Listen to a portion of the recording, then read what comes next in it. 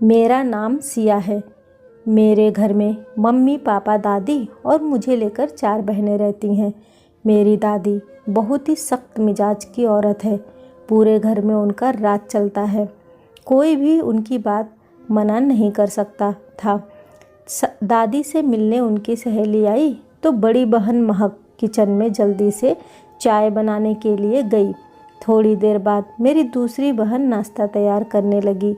एक ट्रे में नमकीन बिस्किट वगैरह सेट कर चुकी थी और 10 मिनट बाद महक दीदी सजी सजाई ट्रे को लेकर दादी के रूम की तरफ जाने लगी थी।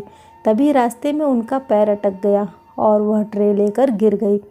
अचानक से शोर सुनकर जब मम्मी बाहर निकली तो दीदी को देखकर उनके चेहरे के भाव बदल गए। दीदी डरी सहमी सी मम्मी को देखने लगी। मम्मी भी डर के मारे कांपने लगी कि अब पता नहीं दादी क्या करेगी।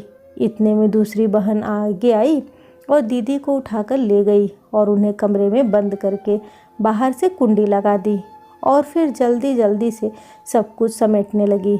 यह सब देखकर वह जो मेहमान दादी से मिलने आई थी वह जाने लगी और बोली, शांता कोई बात नहीं, बच्ची को कुछ मत कहना।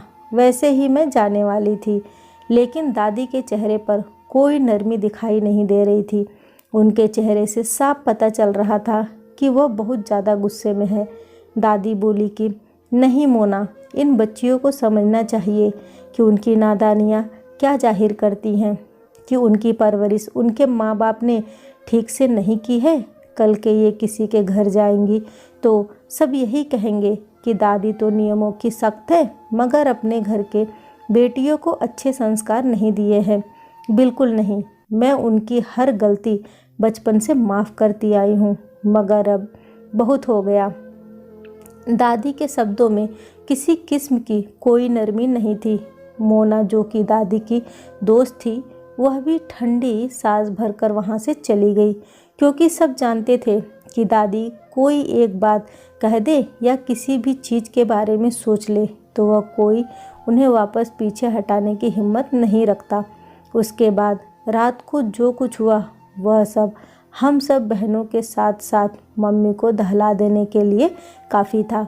दादी ने जालिम की तरह दीदी को रात में बाहर निकाला और फिर डांट लगाकर वापस उनको काल कोठरी में बंद कर दिया। उस वक्त दीदी की उम्र 22 साल की थी और दादी का ऐसा जालिम व्यवहार हमने पहली बार देखा था और उनका यह व्यवहार हम सबको रोने पर मजबूर कर गया। रात को दीदी को कमरे में बंद करने के बाद हम सबको दूसरे कमरे में भेज दिया कि कोई भी लड़की कमरे से बाहर नहीं आएगी और अगर किसी ने अपनी बहन को देखने या बचाने की कोशिश की तो उसके साथ भी यही होगा। हम सब बहनें पूरी रात जागते रहे क्योंकि ऐसा पहली बार हुआ था। मम्मी पापा ने भी कुछ नहीं कहा, वो भी दादी से बहुत डरते थे। मम्मी ने हमें हर काम सिखाया था, लेकिन पहले कभी गलती करते तो दादी समझाकर छोड़ देती थी, लेकिन काल कोठरी में पूरी रात के लिए बंद करना बहुत खतरनाक था। हम 4 बहनें थी और मैं सबसे छोटी थी। मेरी उम्र 11 साल थी। रात को रोते रोते पता नहीं हमारी कब आँख लग गई। मैं सुबह उठी तो बाकी सारी बहनें अभी सो रही थी।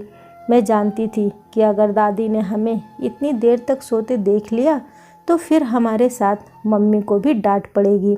इसलिए सबको जल्दी से उठाया और कहा, दादी आ रही है।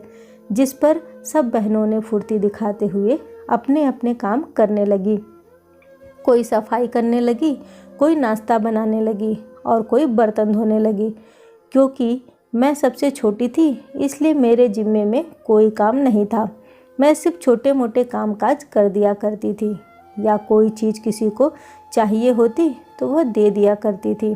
सुबह के 9 बजे दादी अपने कमरे से बाहर निकली और उस कमरे में चली गई जहां पर दीदी को बंद किया था। कुछ देर बाद दीदी कमरे से बाहर निकली। उसके चेहरे पर डर था। वह बदहवासी की हालत में धीरे धीरे चल रही थी और उनके पीछे दादी भी बाहर आई। उनके हाथों में 1000 500 के बहुत सारे नोट थे। दीदी के कमरे के बाहर निकलते ही दादी ने उस कमरे को बंद करके ताला लगा दिया और मम्मी से कहा, इसे यह एक गोली पानी के साथ खिला दे। इतना कहकर वह अपने कमरे में चली गई। मम्मी के इशारे से सभी बहनों से कहा कि कोई भी शोर ना करे, तुम्हारी बहन सोने जा रही है। साथ में वह दीदी को सहारा देकर अपने कमरे में ले गई। मम्मी दीदी की हालत देखकर रोने लगी और बोली, मैं अपनी बेटियों के लिए कुछ नहीं कर पा रही हूँ। वह दीदी के सोते ही बाहर आई और हम सब के काम गौर से देखने लगी। हम सब बहनें अभी तक परेशान थी। कोई नहीं जानता था कि दादी ने ऐसा क्यों किया है। चलो, कमरे में बंद करने वाली बात तो समझ में आती है, लेकिन जब वह कमरे से बाहर निकली, वह बुरी तरह से डर के काँप रही थी। क्या वहाँ पर कोई था जिसने दीदी को पीटा या कोई और? मैं समझ नहीं पा रही थी। दोपहर के 1 घंटे हम सब बहनों को सोना होता था, लेकिन उस दिन नींद मेरी आंखों से कोसों दूर थी। मैं चाहकर भी सो नहीं पाई। मेरे सामने दीदी का बार बार बेबस और मुरझाया हुआ चेहरा सामने आ जाता था और मैं परेशानी से करवटें लेती। अगर दीदी की गलती थी तो दादी ने उन्हें ऐसी सज़ा क्यों दी? अब एक नया सवाल मेरे दिमाग में सांप की तरह फन फैलाए बैठा था, जिसका जवाब मुझे कहीं से नहीं मिल रहा था। मेरे पापा पूरे दिन घर के बाहर घूमते रहते, कोई काम धंधा नहीं करते थे और मम्मी बड़बड़ करके अपना खून जलाती। उन्होंने पापा को 1000 बार मना किया था कि घूमना फिरना बंद करके काम करें। यह बेटियों वाला घर है, काम नहीं करेंगे तो कैसे चलेगा? मगर पापा कुछ समझने को तैयार नहीं थे। एक दिन दादी मम्मी से कहने लगी, अपने बेटियों को समझाओ, नहीं तो उन्हें मेरे कहर से कोई नहीं बचा पाएगा। मम्मी चुपचाप सर झुकाए दादी की बात सुन रही थी। एक दिन पापा शराब पी के आए और मम्मी से लड़ाई करने लगे। इससे पहले मम्मी हम सब बहनों को कमरे में भेज देती और बाहर से कुंडी लगा देती है, क्योंकि शायद वह हमें पापा के इस व्यवहार से बचाना चाहती थी। अक्सर पापा शराब के नशे में इतना मदहोश होते कि मम्मी को बेचने की बातें करते, जो हम कमरे में होकर सुनते थे। लेकिन दादी के आते ही पापा चुप हो जाते। दादी एक सख्त औरत थी, कभी पापा उनके सामने कुछ नहीं बोलते। खैर, दादी के सामने तो किसी की आवाज़ नहीं निकलती थी। दादी पापा से कहती, मैंने जैसे तैसे करके यह घर बनाया और मैं तुझे इस घर में रख रही हूँ, तू मेरा एहसान मान, यही बहुत है। अगर तूने कोई तोड़फोड़ की तो तुझे यहाँ से बाहर निकाल दूँगी।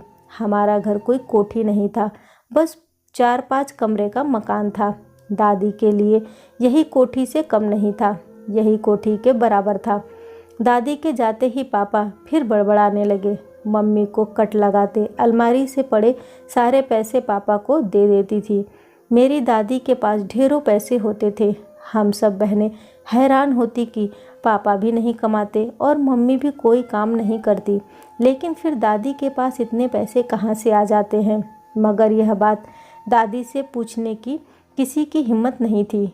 हम सब दादी से बहुत ज़्यादा डरते थे और यह खौफ दुगना हो जाता जब पापा हमारे सामने आ जाते।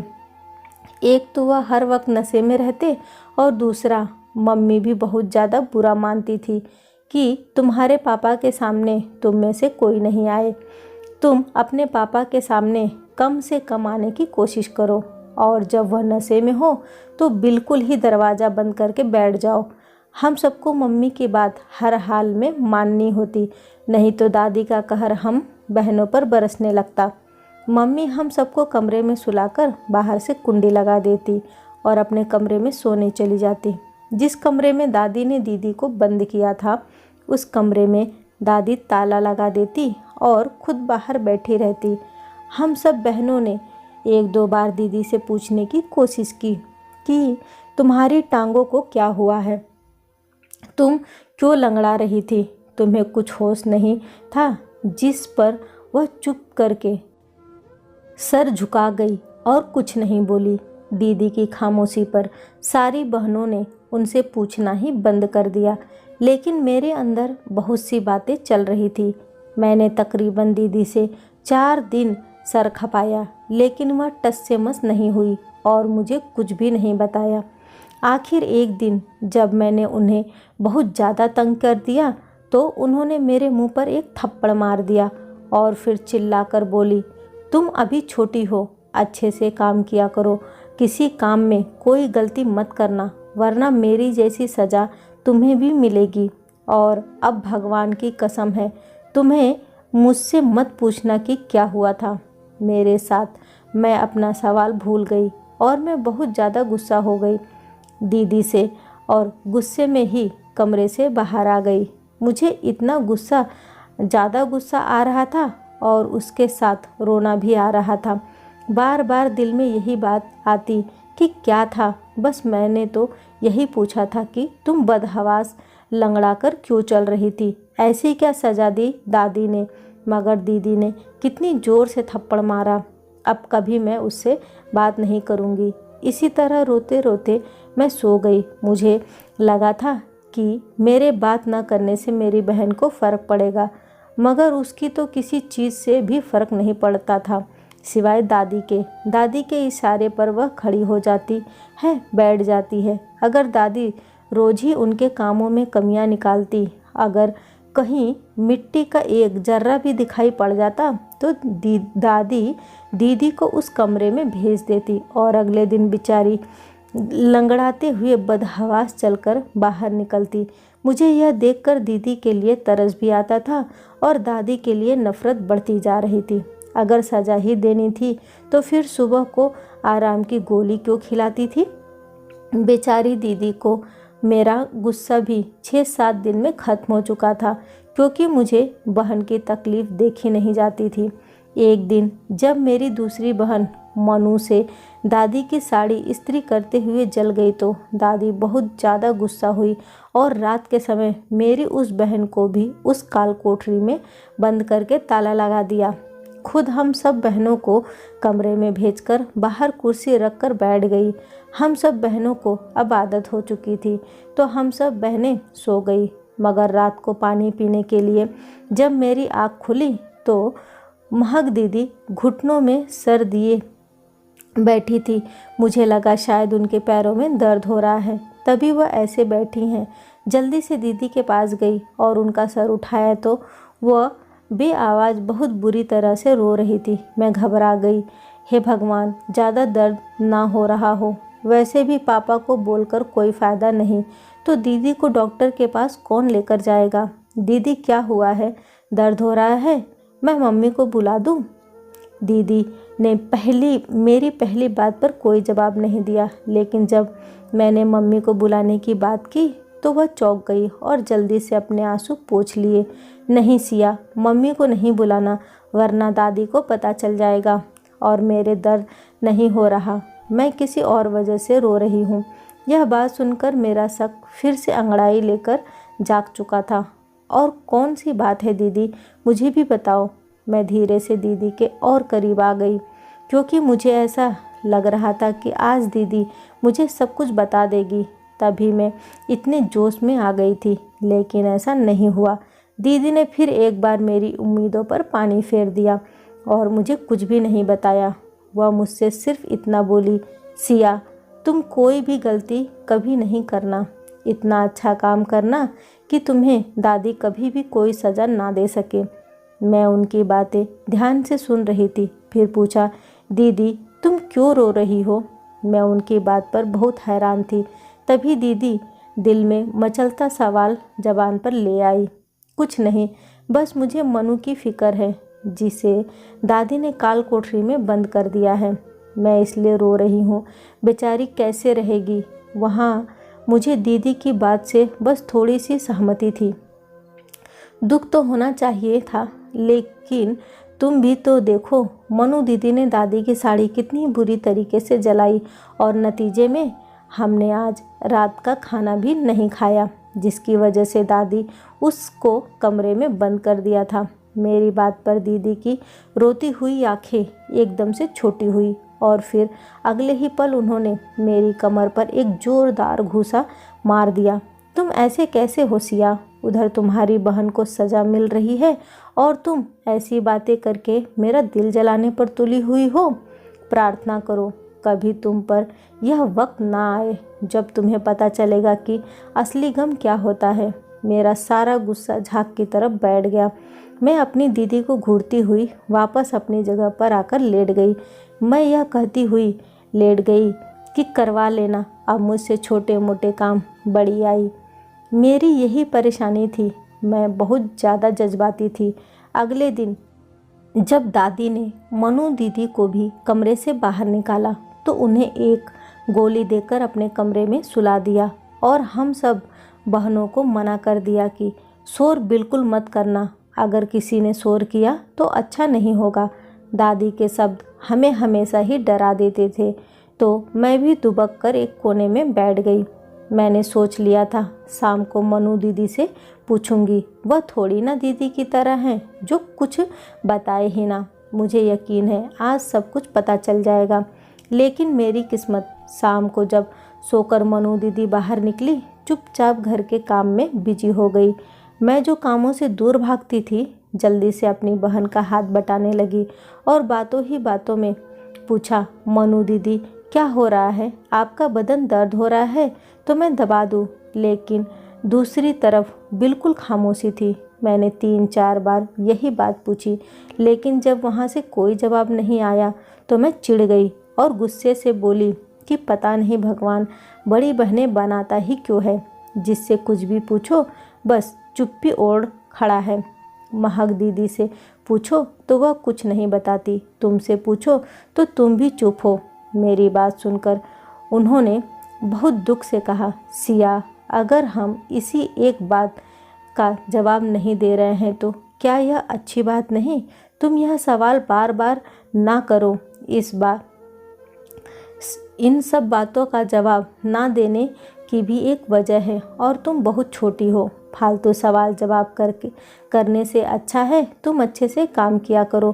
प्रार्थना करो कि तुम्हें तो कभी तुमसे कोई गलती ना हो। इतना कहकर मनु दीदी की आंखों में आंसू आ गए और मैं भी डर कर वहाँ से चली आई। यह क्या है, हर कोई प्रार्थना ही करवा रहा है कि मुझसे कोई गलती ना हो। क्या पता दादी कैसी भयानक सज़ा देती है, इसलिए बेहतर है मुझसे सच में कोई गलती नहीं करनी चाहिए। मैं रात को लेटे हुए यह सब सोच रही थी जब इन बातों ने मुझे डरा कर रख दिया। अगली सुबह उठी तो हमारे घर में मज़दूर काम कर रहे थे। हम सब बहनें बहुत हैरान हुई। अभी 6 महीने पहले ही तो दादी ने घर की मरम्मत करवाई थी, फिर अब क्यों मज़दूर बुलवाए हैं? मैंने मम्मी से पूछा तो उन्होंने मुझे गुस्से वाली निगाहों से घूरा और सख्त लहजे में बोली, अंदर जाओ। दादी ने सुना तो खैर नहीं है। मम्मी की बात सुनकर कमरे में चली गई। हमारे घर में कोई अनजान मर्द आता था तो हमारी दादी ने सख्ती से मना किया था, उनके सामने किसी को भी नहीं आना है, सब लड़कियां अंदर रहेंगी। लेकिन मैं खुद को सबसे छोटी समझती थी, इस बात का फ़ायदा भी उठा लेती थी। बाकियों के मुकाबले दादी मुझसे ज़रा नरमी से बात करती थी, लेकिन इसका भी इतनी भी नहीं कि मैं सर पर ही चढ़ जाऊं। हम पूरा दिन कमरे में हैं और खाना भी कमरे में ही खाया। दादी ने खाना होटल से मंगवाया और हमें कमरे में ही दे दिया।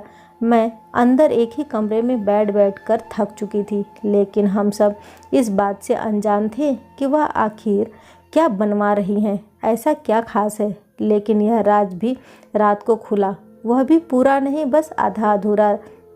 रात को मज़दूर के जाने के बाद जब हम बाहर आए तो पता चला दादी बहनों को बंद करती थी। वह कमरा अजीब सा हुआ पड़ा था और उसे काफ़ी बड़ा भी कर दिया गया था, क्योंकि उसके पिछली गली तक लंबा किया गया था। मैंने एक दफ़ा फिर हिम्मत की, क्योंकि मुझे यह बात पच नहीं रही थी।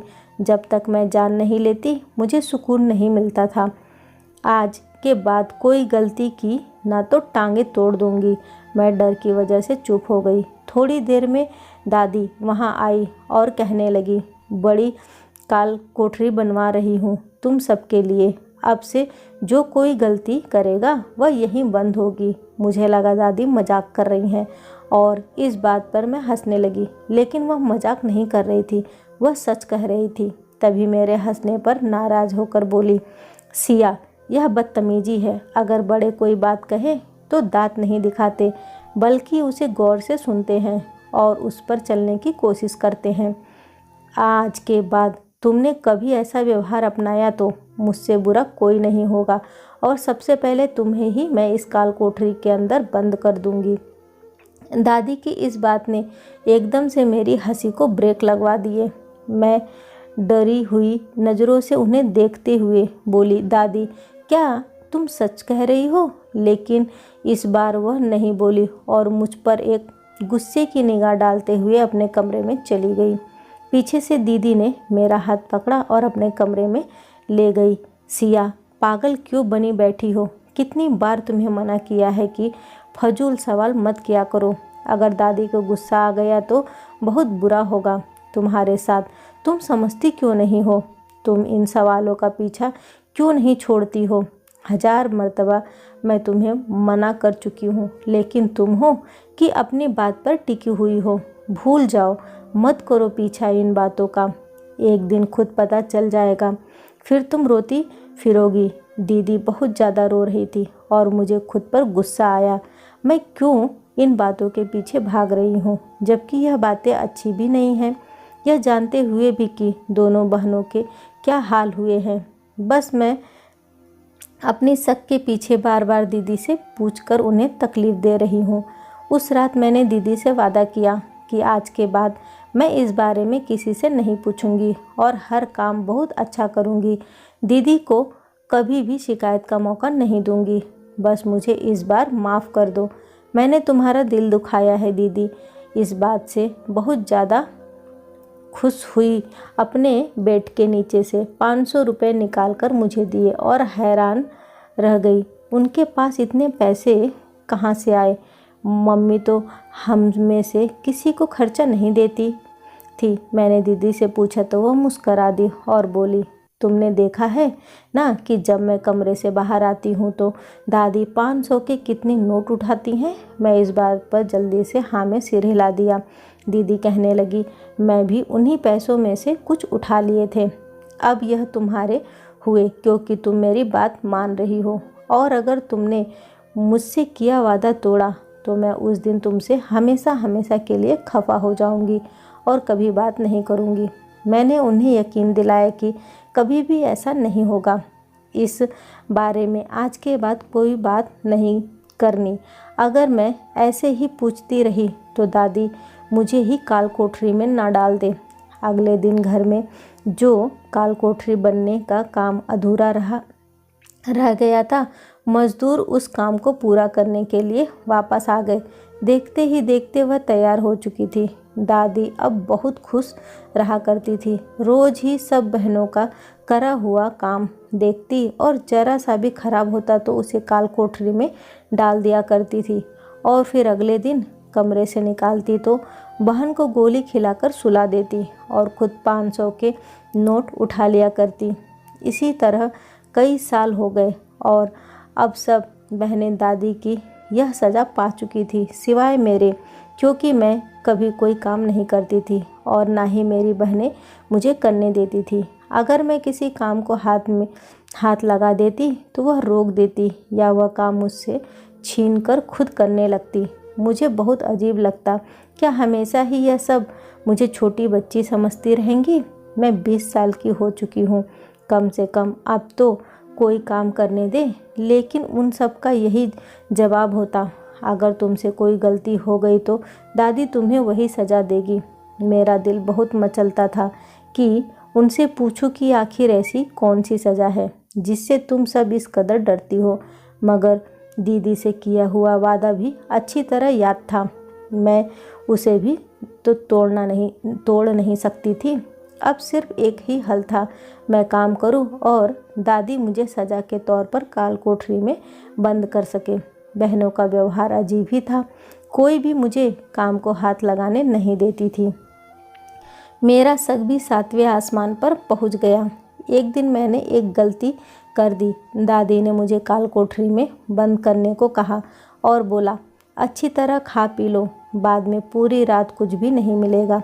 मैंने किचन में जाकर अच्छी तरह खाना खाया तो मेरे पीछे मेरी एक बहन चली आई और मेरा दुपट्टा खुद ओढ़कर घूंघट निकाल लिया।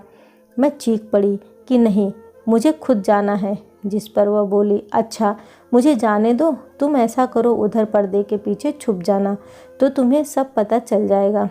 दादी ने जैसे ही बहन को कमरे में डाला, चालाकी से मैं भी अंदर घुस गई और पर्दे के पीछे छुप गई। काल कोठरी बंद होने के बाद मेरी जान निकल गई। वहाँ की दीवार एक तरफ को खुलने लगी। सामने ही एक खूबसूरत कमरा था जिस पर जमीन पर कालीन बिछा था और इधर उधर तकिए के साथ अलग अलग मर्द बैठे थे। थोड़ी देर बाद ही एक लड़की मेरी बहन को दूसरे पर्दे के पीछे लेकर गई। जब बहन वापस आई तो वह बहुत ज़्यादा सुंदर लग रही थी, किसी दुल्हन की तरह। फिर गाना बजने लगा और मेरी बहन उस गाने पर नाचने लगी। वह पूरी रात नाचती रही और मैं रोते हुए अपनी बहन को अपने हिस्से की सज़ा सहते हुए देखती रही। फिर आखिर जब सुबह हुई तो आदमी एक एक करके वहाँ से जाने लगे, लेकिन जाने से पहले सब अपने हिसाब के मुताबिक हजारों के नोट रख कर जा रहे थे। मेरी बहन नाच नाच कर इस कदर थक गई, जब दादी ने कोठरी का दरवाज़ा खोला तो उससे चला ही नहीं जा रहा था। वो लड़खड़ाती हुई बाहर निकली। मैं भी चुपके से उसके पीछे बाहर निकली। मैं बहुत जुनूनी लड़की थी। मेरी सब बहनों ने यह जुल्म तो बर्दाश्त कर लिया था, लेकिन मेरे आंखों देखा निकलना किसी भी सूरत में मुमकिन नहीं था। मैंने सोच लिया कि आज रात को दादी के किए की सज़ा उनको ज़रूर दूंगी। आज फिर मैंने गलती की। दादी ने मुझे भेजना चाहा तो बाकी बहनों ने मना कर दिया कि हम चले जाते हैं, लेकिन मैंने जिद करी और खुद जेल के अंदर गई। रात को वहाँ जाने से पहले मैंने पुलिस को फ़ोन कर दिया था। वह लोग मेरी बात पर यकीन करके आ गए और जैसे ही दादी मुझे काल कोठरी में लेकर गई, वह भी पीछे चले आए और दादी की करतूतों को देख लिया। दादी बहुत घबरा गई, बार बार मुझे गुस्से से देखते हुए अपने सीने से लगाने लगी कि मेरी पोती तो पागल है वगैरह वगैरह। मैं बस अपनी बहनों को बचाना चाहती थी। अगले दिन एक लड़की कांस्टेबल ने हमें बताया, उस औरत ने जुर्म किया है। तुम लोग उसकी बेटियां नहीं हो, बल्कि उसने अलग अलग जगह से तुम्हें उठाया है। वह आदमी औरत तुम्हारे माता पिता नहीं है, बल्कि इसके नौकर थे। यह बात सुनकर हम सब बहनों पर गम का पहाड़ टूट पड़ा। पुलिस ने कहा कि वह हमें हमारे असली माता पिता के पास तक पहुंचा देगी, लेकिन हम सब ने मना कर दिया और हम सब ने एक साथ रहने का सोचा कि हम बहनें कभी अलग नहीं होंगे, हमेशा एक साथ रहेंगे। दोस्तों, कैसी लगी ये कहानी मुझे कमेंट करके ज़रूर बताइएगा। वीडियो को लाइक और शेयर करना ना भूलें। चैनल पे पहली बार आए हैं तो इसे सब्सक्राइब ज़रूर करें। कहानी सुनने के लिए आपका बहुत बहुत धन्यवाद।